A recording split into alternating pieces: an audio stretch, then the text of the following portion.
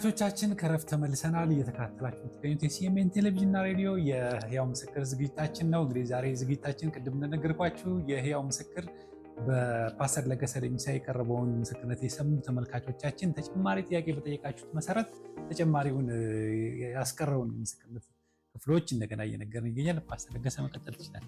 እሺ፣ አመሰግናለሁ። እግዚአብሔር አምላክ የተመሰገነ ይሁን። ይሄ ሁሉ ለጌታ ለእግዚአብሔር ክብር ነው፣ የማዳኑ ክብር ነውና ሌላው በጣም ትልቅና ሰፊ ትልቅ መጽሐፍ ይወጣል ብዬ የማስበው ይህን ክስተት መናገር ፈልጋለሁ። ይሄ የሆነው በድሬዳዋ ከተማ ነው። አሁን በጌታ ነኝ። በዚህ ሰዓት አገለግላለሁ። ቤት ተከራይቼ በምሪት ነው የገባሁት ግን በለየላቸው 6 ጠንቋዮች መካከል ነው ጌታ ቤት የሰጠኝ። እዚህ ቦታ እንኳን አይደለም ሌላ ሳይሆን እኔ የተከራየሁበት ግቢ ውስጥ ቤት ተከራይቶ የሚጠነቁሉ ሰዎች ነበር። እዛ መካከል ነበር እግዚአብሔር እንግዲህ በምሪት ነው ድምጽ ሰምቼ አቅጣጫውን አይቼ ባለቤትን ላኳት።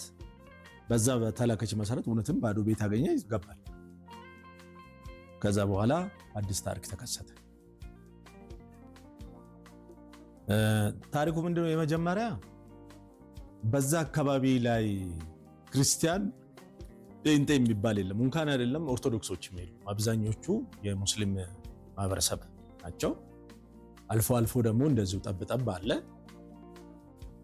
ገና እንደገባን ተጠየቅን። ምንድነው ሃይማኖታችሁ ተባል። ክርስቲያን እንደሆን ነገርናቸው። ዋናው ራሷ ጠንቋዩ መታ ጠየቀች። ኑና ቡና ጠጡ ብላ በፍቅር ነው የመጣችው። ስትመጣ በኋላ የዛ አይነት ሰዎች እንዳልሆን ስጋባትና ጭራሹን ጸሎቱን ስናፋፍም እሷም ደግሞ በራሷ በኩል አዲስ ነገር ጀመረች። በቃ የሚቻላትን ያክል አጋንንቷን መጠራት ጀመረች። ከዛ ስፍራ ላይ መውጣት እንድንችል አሉን። እየጠነከርንን መንፈሱ በጣም ይዋጋናል። በጣም የሚገርመው የሚዘገንን ነው። ይሄኛው ደግሞ ለየት ይላል ከሌላ አካባቢ። የሆነው ምንድነው? መናፍስቶቹ እባብ ነው የሚልኩ። ደግሞ በእባብ ነው የሚሰራው። አዎ እባብ ነው የሚጠቀሙትና ብዙም ጊዜ ልጆቼ ህፃናት ናቸው። እንዳይነድፋት ልጄን ዙሩ ከረረ። እኛም የመናፍስትን ስራ በደንብ መምታት ጀመር። እነሱም የሚቻላቸውን ያክል አደረጉ።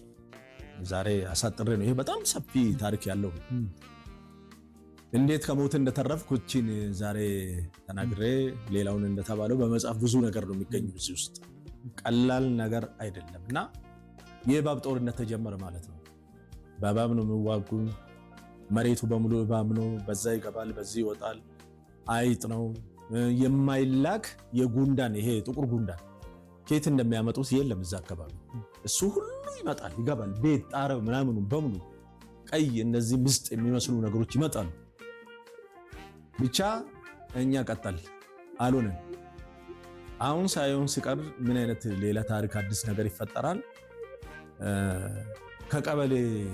የቀበሌ ባለስልጣናት ይመጡና እኔ የለውም ቤቴ ላይ የሆነ ማስታወቂያ ይለጥፋሉ። ምንድነው? በ3 ቀን ውስጥ ይሄን ቤት እንድታስረክብ ቀበሌ ተጠርተህ አልመጣህም እና መተህ እንድታስረክብልኛል። እኔ ከግለሰብ ነው የተከራየው። በኋላ እንደዛ ስሉኝ ምን ማለት ነው ብዬ ጠየቅኩት። ያከራየኝ ሰውዬ አይ ዝም ብሎ ነው ተዋቸው ምናምን አለኝ። እኔም ተው፣ ምክንያቱም ከኔ ጋር ቀበሌ ግንኙነት የለውም። ከዛ በኋላ አሁን ሌላ ማስታወቂያ መጣ። ተጠርተህ ማስታወቂያችንን ንቀህ ቀርተሃልና አሁን ደግሞ ከዚህ በኋላ በህግ አግባብ ታስረህ ንብረትህ ወደ ቀበሌ ይጋዛል። ይሄ ነገር ምን እያሉ ነው አልኩና ሄድኩኝ። ምንድነው ብዬ ስል በአስቸኳይ እድል ሰጥተናል ይሄን ቤት እንድታስረክብ። ቤቱ እኮ ባለቤት አለው፣ እንዴት ለእናንተ አስረክባለሁ? አይ ቤቱ ሰውየው አጨበርባሪ ነው፣ የቀበሌ ቤት ነው የራሱ ያለው። ከሱ ጋር ተነጋገሩ፣ ከኔ ጋር አይደለም። እኔም በህጋዊ ክራይ እየከፈልኩ። ይሄ ጉዳይ የመንፈሱ ስራ ነው። ይሄንን ተጋግሎ የት ይደርሳል? እኔ በህግ ራሴን መከላከል ጀመርኩ። በተንኩ ማመልከቻ በቃ ሁከት ይወገድልኝ የሚል ለደህንነት ክፍል ለተለያየ ብቻ መንግስት አካል ለሚመለከተው ለፖሊስ ለሁሉም አመለከትኩኝና በስርዓት እሱ ሲያስወጣኝ ይወጣሉ። እኔ አላቃቸውም ቀበሌ ብቻ ምን አለፋ ጉዳዩ ወደ ነፍስ ግድያ እንደተዞረ እንግዲህ እነኚህ ሰዎች ነገሩ ቀስ እያለ እየከረረ ሄዶ በህግም ስላልቻሉኝ ወደ ኃይል ገቡ። የመጀመሪያ የመጣውም ኃይል አልቻለም። አሁን ሁሉንም ማውራት አያስፈልግም ሚዲያ ሌላ ኃይል ቀጠሩ እና እነኚህ ሰዎች ምን ያደርጋሉ? የሚደበድቡኝንና አስፈላጊ እርምጃ የሚወስዱብኝ ቢፈልጉም ዕቃዬን የሚዘርፉትን ሰዎች ይመድቡ እና ምክንያቱም ብዙ ነገር ነው ያስቀረውት። አሁን ብቻ ስለዚህ የተነሳንበት ስንት ጊዜ ከሞት ተረፍኩ የሚለውን ነገር ለማሳየት ነው። እነኚህ ገዳዮች ወደ 7 አካባቢ ይመስሉኛል እና ሲዘጋጁ እንደተቀጠሩ ማን ይሰማል? እኔ ጋር የምትጸልይ ልጅ ናት በዛን ሰዓት። ይህን ትሰማና እየተንቀጠቀጠች ቤት መጣች። ሲመካከሩ በእነሱ ጓሮ ቁጭ ብሎ ሲመካከሩ ምን እንደሚያደርጉ የት እንደሚሰራ እያንዳንዱን ነገር ሲወያዩ ትሰማና እኔ እንደሆንኩ አረጋግጣች ልጅ መጣ። አረ ቶሎ በልና ምልጥ ምናምን ብላ ከጸሎት ሁሉ ጠፋች ፈርታ። በኋላ አንድ ይሄ ነው። ሁለተኛ እዚህ መሃል ይሄን ጉዳይ ይሄን ምስጢር የምትከታተል ሌላኛዋ እህት አለች። አሁን አውስትራሊያ ያለች እህታችን ታፈራው ትባላለች። እቺ እህት የዛን ሰዓት በጌታ አይደለች፣ ግን የፍትህ ሰው ነች። ሰው ሲበደል ሰው የሆነ ነገር ሲደርስበት በጭራሽ አያስችላትም፣ ጣልቃ ትገባለችና ምን አደረጋችሁ? የሰው የሆነ ሰው ሲነካ የሆነ ነገር ሲሳደብ እናንተ ደጅ ወጣችሁ ይሄን ሁሉ እናንተ አሮጊቶች ትልልቅ ሽማግሌዎች ሆናችሁ ስትሰድቡት እኮ ምንም አይላችሁ። ለምንድን ነው እዚህ ሰው የምትከታተሉት? የሰፈሩ ተጽዕኖ ፈጣሪ ነች ብላ ትላቸዋለች። ከዛ በኋላ ትሰማያለሽ እንደዚህ እንትናን ቤት ወስዶ እንዲህ በስሙ አዙሮ ምንም የሌለው እንደው ንክክ የሌለው እንዲያርጎ ምናምን መታ ደግሞ እኔ ቼክ ስታረገኝ እኔ የሚያድን አምላክ ከሰማይ ያለ ይላታል። ይሄን ነገር እያወዳደረች እሷ እያለች በቃ እንትን ትላለችና እቺ የቁርጥ ቀኑን ሰማች። እኔን ገዳዮች እኔን የሚያገኙበት ቀን ይሄን ስትሰማ ይሄ ንጹህ ደም አይፈስም ትልና እቺ ሰው በጌታ አይደለችም ብያለሁ። ልጆቿን እንትን ትልና በሷ በአጥር ውስጥ ትሆንና ትከታተላለች። ሰዎቹ ተዘጋጅተው መጥቷል። እኔ አገልግሎት ላይ ነኝ ያለው። ከአገልግሎት ልክ ወደ ቤቴ ሳቀና ምልክት ተሰማኝ። በቃ ይሄንን የጠላት እጅ በደንብ እየተቃወምኩ እየሄድኩ መጣሁ። እንዳላመልጥ በወዲያም የሚመጣ ወሳኝ መግቢያው ላይ ቆሞ ጠበቁ። ጨለማ ነው፣ ጨለም ያለ ነው። ሲደርስ ሰው ቆሟል ማለት ብዙ ናቸው፣ 7 ማለት። ዱላ ይዟል፣ የሆነ ነገር ይዟል፣ ገጀራ የሚያዙ ነገር ይመስለኛል። ጨለማ ነው፣ በደንብ ድንግዝግዝ ነውና እኔ መናፍስት መቃወሜን እንጂ እነሱ የዛን ቀን እኔን ለመግደል እንደመጡ አላወኩም። ቀጥሎ ደግሞ ወንዝ አለ፣ እዛ ነው የሚጥሉኝ። በኋላ እንደውም አንደኛውን ደህና መሻችሁ ብዬ ነው ገፋ አድርጌ ያለፍኩት። እኔ ገባው፣ ልብሴን ቀየርኩ።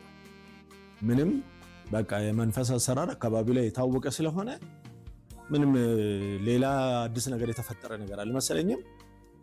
ምን አሉ ሰዎቹ? እሷ ትሰማቸዋለች። ይሄ ጠንቋይ ቆሪጡ ነግሮታል፣ በቃ አልመጣም ዛሬ፣ እኔ መሀላቸው ነው ያለፍኩት ብሎ ስሉ ትሰማለች። ከዛ ይበታተናሉ። ሌላ ቀን ቀጠሮ ይዙና ይበታተናሉ። ትሰማለች። በሽርጥ ማዕት ድንጋይ ይዛለች። ልክ ሲጀምሩኝ እሷም ድንጋይ ልታወርድባቸው፣ በኋላ ያንን ድንጋይ ይዛ ቤት ታንኳኳለች። በ4 ሰዓት ምሽት ግራ ገባኝ። እንዴት በዚህን ሰዓት ትመጣለች ብዬ ምን ነው ሰላም አይደለም ወይ? አይ ሰላም ምን አየህ ስትመጣ? አይ እንዴ ሰዎች ቆመዋል። ምንድን ናቸው አለችኝ። እንጃ ጥበቃ ምንድን ነው አቤት ጥበቃ ነው የሚባለው ድሮ እንደዛ አይነት ጥበቃ ነገር መሰሉኝ ምናምን አልኳት። አልክ አለች። ይሁን እሺ ምናምን አለች። ምንድን ነው ይሄ ያልሽው ብዬ ስላልተው አለችና ይዛ ሄደች። ሻኛዋትና እኔ ቶሎ ተመለስ አለችኝ። አልተሳካ። አሁን ስንጸልይ ጌታ ምን ይላል? ገዳይህን አስሬዋለሁ ሉጋም ከትቼበታለሁ ይለኛል ጌታ። እነዚህ ሰዎች እንደሆኑ አሁን ምን ያላውቅ ልጅቷ ነግረኛለች። በእርግጥ እንዲህ እያልን ብቻ ነገሩ ተፋፋመ፣ ቀጠለ፣ አልተሳካም። አሁን ሳይሳካ ሲቀር ምን ይደረጋል? እብድ ይቀጠራል። እብድ ማለት ራሱን ጥሎ ከቤት ያልወጣ ነገር ግን ምንም ነገር የማይሰራ አድርግ ያልኩት ነገር ሁሉ ማድረግ የሚችል አይነት ነው። ጫት ተገዛለት፣ ብዙ ነገር እንክብካቤ ተደረጋለት፣ ኮካ አመጡና በእንትን ሞሉለት። በቃ እዚህ ጋር የሚገባ ሰውዬ ታውቃለህ አይደለም? አዎ ይኸው በድንገቴነት ተጠግተህ ጠጋ ብለህ ግንባሩን ትመታለህ ምናምን ይባል። እሺ ችግር የለም ብሎ በቃ ደስ ብሎት እሱ እንደተባለው ጠብቅ ተብሎ ደጅ አንጥፎ እየጠበቀኝ። አሁንም ከአገልግሎት እየተመለስኩ ነው። ከአገልግሎት እየተመለስኩ ወደ ቤቴ ልክ እንዲህ እንትን ስል ማልፈው ቤት አለች። እዛ ጋር ነው እሱ ቤቱም እዛ ነው። እናቱም ቤት ደጅ አንጥፎ ጫቱን እየቃመ ነው። ልክ ወደ እሱ እየወረድኩኝ እየቀረብኩኝ ሲሄድ ሩጫውን ለቀቅ። ምን ነክቶት ነው ምናምን ብዬ እኔ ደግሞ ተከትዬ አይዞ ምናምን እላለሁ እንዳይጎዳ እብድ እንደሆነ ስለማውቅ። ከዛ ወንዙ ውስጥ ገባ ያልኩኝና ተመልሼ ለባለቤት ነገርኳት። እኮ ይኸውልሽ እንደው አጋንንት ይዞት ሄደ እኮ ያንን እዚህ ጋር ያለውን ልጅ ምናምን አልኩት። ጌታ ይገስጾ ብላ እሷም ዝም አለኝ። ለካ እሱ ተቀጥሮ ካልኩሌት ተደርጎ ከዛ የታባክ መቼ መታው ምናምን ስሉት እኔ የመታሁት መሰለኝ እኮ አቦኔ ምን አውቃለሁ ምናምን ብሎ አላቸውና አልተሳካም። ይሄን ታሪክ ማነው የሚነግረኝ? እቺው እህት እቺው እኔን ለማገዝ የወጣችው። ይሄ ከአደገኛ ሞት ከአንድም ሁለቴ ሶስቴ ተሞክሮብኛል። እዚህ አሁን በምነግር ቤት ኪራይ ሰበብ ቀላል እንዳይመስልህ ከመንግስት አካላት ጭምር ያልተደረገብኝ ነገር የለም። እግዚአብሔር ግን ከሁሉ በላይ ይሄን እናስታውሳለን። እንግዲህ ይሄ ብዙ ታሪክ የእግዚአብሔር እጅ በኃይል የተገለጠበት ፍርድ የወጣበት ብዙ ቅጣት የተቀበሉበት ሰፈር ነው። ምናልባት ይሄኔ ድኖ በይሄን ምስክርነት የሚያይ ሰው ይኖራል።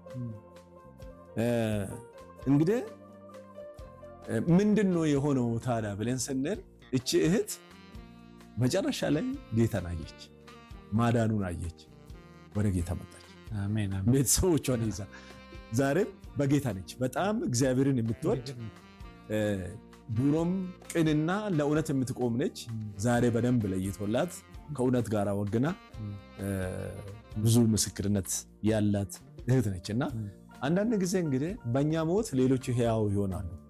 አንዳንድ ጊዜ በእኛ ላይ በሚሞክረው የእግዚአብሔር ማዳን ጣልቃ ገብቶ ሲያድን ሌሎች አዳኝነቱን አይቶ ወደ ክርስቶስ ይመጣሉ። የሰው መምጫ ብዙ ነው።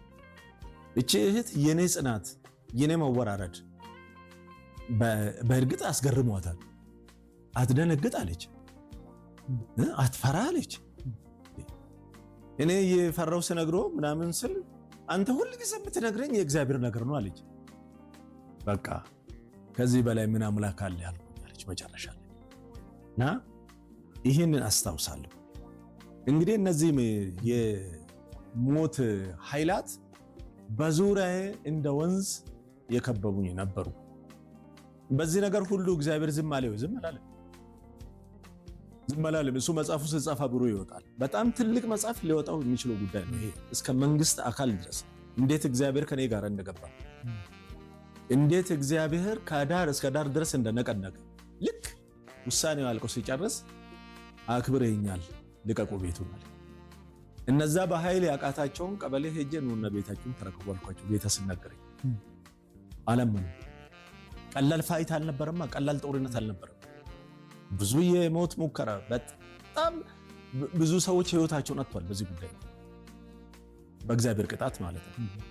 እና ይሄንን አስታውሳለሁ። የእግዚአብሔር ማዳን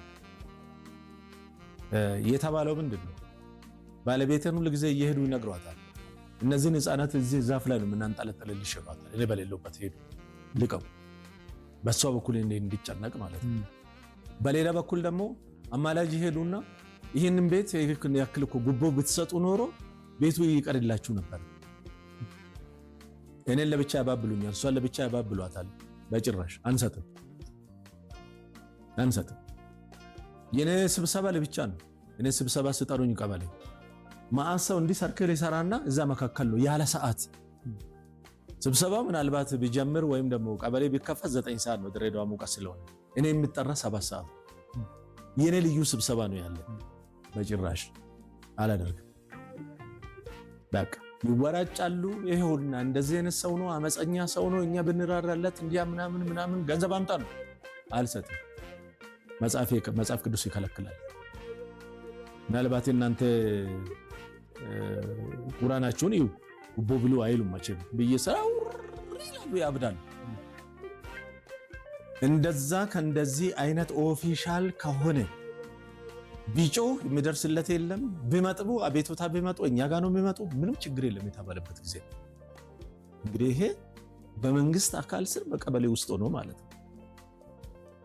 ከዚህ ሁሉ ኃይል ካላቸው ስልጣን ካላቸው ሁሉ እግዚአብሔር አድኖ፣ ክብር ለሱ ይሁን ለዘላለም። ይህንን አስታውሳለሁ። ሌላው እንግዲህ እያንዳንዱ ነገር ከራ፣ ትንሿ ነገር ከራ እኔን ወደ ማጥፋት የሚመጣ ፕሮግራም ያው በመጠኑ ዛሬ ተናግሬያለሁኝ።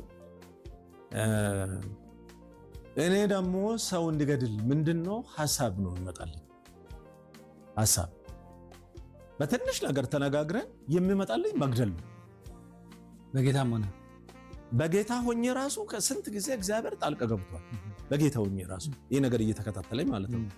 ሰይጣን እንደሆነ አላውቅም እኔ በቃ ይሄ አለ አይደለ ውትድርና ዘመን የዛን ዘመን ራሱ የሚገፋኝ እሱ ነበር። የሚገርመው ነገር እሱ ነገር ነበር የሚመስለኝ። ግን እንዴት ሰውን አሁን የት እንደሚመታ እንዴት እንደሚመታ የሚመራኝ አለ፣ አይምሮን የሚሾፍረኝ አለ፣ ሌላ ኃይል እኔ ሳልፈልግ ማለት ነው። አሁን በቀላል ነገር ይሄ 2-3 ምናምን ነገር እንደዚህ ንግግር ከመጣ ለምን አላስወግደውም ብዬ ጨርሳለሁ። ማታም መክራለሁ፣ የሚያማክረኝ አለ። ከዛ ቀጥለው ያንን ሰው እንዴት አድርጌ ማስወገድ እንዳለብኝ ቴክኒኩን ማዘጋጀት ብቻ ነው። ግን ጣልቃ የሚገባ ይቻላል። በጣም በርካታ ጊዜ ይሄ ቆጥሬ ማልጨርሰው በቃ እንዳይሳካ ጉዳዩ እንዳይከናወን እዛ ዳርቻ እንዳልደርስ በቃ የሆነ ነገር መጥቶ ይከለክለኛል፣ ጣልቃ ይገባል። እና ምንድነው ለሚያደምጡ ወገኖቼ ከዚህ እኔ ነፃ መውጣት የቀላል ነው። ከዚህ ከእንዲህ አይነት በሌላ ኃይል መነዳት፣ በማልወደው አይነት አካል መመራት እና ለኔ እላለሁ ከዱሮ ጀምሮ ወደ ዱሮ ለገሰነት ተመለስ ብሎ ብለኝ ለኔ ስዑል እሱ ነው ብዬ እላለሁ፣ ሁሉ ጊዜ እላለሁ። ለዚህ አምላክ አልመሰከርኩም፣ ገና አልተናገርኩም። ከዚህ በላይ ብለፈልፍ ደስ ይለኛል። ከዚህ በላይ እንደው በምን አይነት እንደው ዓለም ይስማ እንደው በሁሉ ቋንቋ ቢሰማ ደስ ይለኛል። እና የተወገደልኝ ነገር ቀላል ነገር አለ። ዛሬ ማንኛውም ነገር በማስተዋል የማደርግ መቼም ከኔ ጋር የሚያገለግሉ ሰዎች ይመሰክራሉ፣ ከዱሮ ጀምሮ እስካሁን ድረስ። በፊት አንዳንድ ነገር የሚያውቁ ወገኖች በቤተክርስቲያን ውስጥ በጥንቃቄ ነበር ሲያዩኝ የነበረው። ይሄ ሰውዬ ኧረ ተጠንቀቁ እየተባለ ማለት ነው። አንዳንዶቹም እጁም አልተጠመቀም እያሉ ብዙ ሐሜቶች ነበሩኝ። በኋላ ሰምቻለሁ። እግዚአብሔር ከዚህ ሁሉ እንዴት እንደገፈፈልኝ፣ እንዴት እንዳወለቀልኝ፣ በጣም ከባድ ነው የተባለው ነገር ማሳለፍ መቻሌ እደነቃለሁ። አሁን ሌላ ፍጡር ነኝ እኔ። ይሄ ለኔ ቀላል ነው ወይ ሰው አዞ ከዚህ ከሕያዋን ምድር ሊያስወግደኝ ወይም ደግሞ እኔ ሰው ገድዬ ሰው ገላት ነው ወይን ቤት እንድበሰብስ? ይሄ ነበር የጠላት ሚሽን። እና የሌሎቹ ደግሞ ሌላ ነው። አንዳንዱን በሱስ ወጥመድ፣ አንዳንዱን በሌላ፣ አንዳንዱን ስኬት በመከልከል፣ አንዳንዱን እንዲህ አይነት ከጠላቶቻችን ጋር የምንታከክበት ለየትኛውም ላፍታ ለየትኛውም ጊዜ የምንተኛለት ሊሆን አይገባም። ስለዚህ ለቅዱሳን ወገኖች ውጪ ሆኖ ይሄንን ምስክር እንደሚሰሙ ሁሉ እኔም መልእክት አለ። በፍጹም አትፍሩ። ኢየሱስ ክርስቶስ ከሁሉ በላይ ነው። ከሁሉ በላይ ነው። ከየትኛውም አይነት የሰይጣን ትልቅኝ አይቼዋለሁ። እግዚአብሔር ባዶ ሲያደርገው አይቼዋለሁ። የትኛውም ትልቅ ነው ተብሎ ህዝብ የሚንቀጠቀጥለትን እግዚአብሔር አምላክ ባዶ ሲያደርጉ በጸሎት እና ወደዚህ አምባ ይጠጉ ይዳኑ። ብዙ ወንድሞች አሉ፣ ብዙ እህቶቻችን አሉ። ዓለማቸውን ሳያዩ የኑሯቸውን ዘመን የዘመናቸውን ደስታ ሳያዩ ግዞት ውስጥ በብረት በታጠረ አጥር ውስጥ በሚመስል ህይወታቸው ታጥራ ያለች ከዛ በኋላ ወደ አፈር ለመመለስ የተዘጋጁ እኔ የማውቃቸው በርካታ ከቤተሰቦቼ ቢሆን ሰው ለትልቅ ዓላማ ነው ወደ ምድር የሚመጣ። ያንን ዓላማ ሳያገኙ ሰይጣን በከበባ ውስጥ በወይኒ ቤት ጨምሯቸው የሚያሰቃያቸው ሰዎች ብርሃን አለ፣ የሚያድን አለ። ይሄ ጌታ እኔ አድኖኝ አይቼዋለሁ። በጠላቶቼ ላይ የበላይ አድርጎኝ አይቼዋለሁ። በአፌ ቃል ተጠቅሞ እግዚአብሔር የእያንዳንዱን መዝገቡን ሲዘጋ፣ መስጊዱን ሲዘጋ፣ የጠላትን ገልመት ሲዘጋ አይቼዋለሁ። ስለዚህ ማንም ሰው ገና ለገና ይገለኛል፣ ልጆችን ይገልብኛል፣ እንዲህ ያደርግብኛል። ልክ ነው። ሜዳ ከተቀመጣችሁ ይገላችኋል። መብት አለው። የእሱ ተገዢ ነበራችሁ፣ ክዳን ነበራችሁ። ከቤተሰቡም ከዘሩ ስም ይምጣ፣ ግን ወደ ክርስቶስ ነው ቶሎ ብሎ መግባት። ወደ መድኃኒት ወደ ሆነው ወደ ሊያደነን ኃይል ወደ ተሞላው ጌታ፣ ፈጣሪ ወደ ሆነው ጌታ፣ ሰይጣንን በመቅጣት ፊተኛው የሆነው ጌታ ሰው መስሎ መጥቶ ሰይጣንን ለመጀመሪያ ጊዜ የዘረረውና የቀሪውን ነው ለኛ ትቶ የሄደው ኢየሱስ። ስለዚህ መዳን ይችላል። ጥሪ ያለኝ ለወገኖቼ አሜን። አንድ ይሄ ነው። ሌላው ሁለተኛው የዳን ሰዎች ወደ ዳንነት የመጣን ሰዎች በክርስትና አንቀልድ። ክርስትና የራሱ ሼፕ አለው፣ የራሱ አካሄድ አለው። እግዚአብሔር ለቤቱ ቅድስና አለው፣ ስርዓት አለው፣ አመላለስ አለው። በለመርኖ ከባዕድ አምልኮ ከቤተ ጣዖት ከቤተ ሃይማኖት ከተለያየ መተን በዛ ልምድ እንመላለስ። እንደ እግዚአብሔር ቃል ምን መላለስ ከሆነ ኃይለኞችን እግዚአብሔር በህይወታችን ይሰራል። እግዚአብሔር በዘመናችን ይሰራል። እግዚአብሔር በአፋችን ሰርቶ እያንዳንዱ መነቀል የተገባውን ይነቅላል። የዛን ሰዓት የኛ የምንፈራው ሳይሆን እሱ ነው የሚፈራው። ክብር ለእግዚአብሔር ይሁን። አሜን። ስለዚህ በዚህ አይነት ይህንን መልእክት ነው ማስተላለፈው ዛሬ። ለዚህ ነው የተመለስኩኝ። እንግዲህ አገልግሎታችን ለመከታተል የሚፈልጉ እገዛ የሚፈልጉ አልራቅንም። አሁን ቴሌግራም ቻናል ተከፍቷል። በዛ ጉዳይ ላይ ሰዎች አገልግሎት እያገኙ ነው ያሉ፣ ትምህርት እያገኙ ነው ያሉ። አዲስ አበባ ዙሪያ ያሉ ደግሞ መጥቶ ምክርም አግኝቶ ከኛ ጋር አገልግሎት ጀምሯል። ይሄንን መንገድ ይሄንን መስመር መጠቀም ይችላሉና እግዚአብሔር አምላክ የተባረከ ይሁን። አንተም ተባረክ።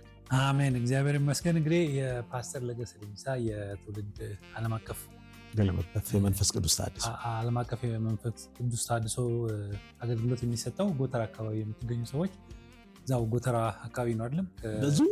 ዙሩ ከአዲስ አበባ ዙሪያ መምጣት ይችላል። ቅርብ ያላችሁ የትም ያላችሁ ጎተራ አካባቢ ነው ያለው። እዛ ሄዳችሁ መገልገል ትችላላችሁ። በተረፈ እዚህ ድረስ መጥተን እንደገና ተመልካቾችን አክብረህ እንደገና መልስ ስለሰጠ ፓስተር ለገሰ ሌንሳ በጣም ነው የማመሰግነው። እግዚአብሔር ይባርክ። አሜን። አንተም ተባረክ።